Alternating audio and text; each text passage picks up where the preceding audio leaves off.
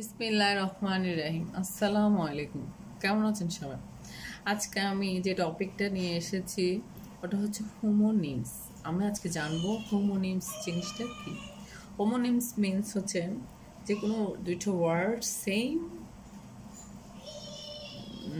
মানে সেম হচ্ছে যে এই ওদের উচ্চারণটা, বাট স্পেলিং অ্যান্ড মিনিং হচ্ছে কি ভিন্ন। It's called homonym.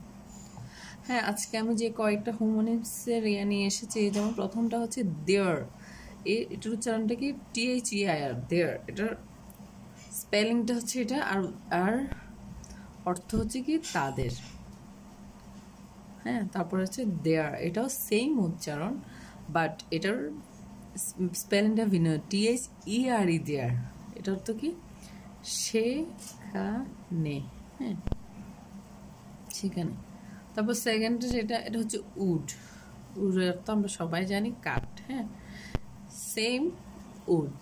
ওটার তো এটার তো হচ্ছে কি ইচ্ছা অর্থে বোঝায়। হ্যাঁ, কোনো কিছু ইচ্ছা অর্থে এই উডটা আমরা ব্যবহার করি। তারপর হচ্ছে হেয়ার, তো কি চুল, এর অর্থ চুল।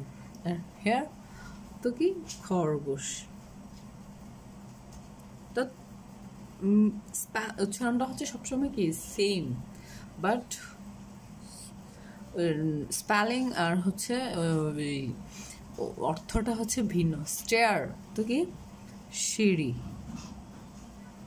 সিঁড়ি। আর স্টেয়ার অর্থ কি তাকানো। এবং হচ্ছে ওয়ার তো কি পরিধান করা।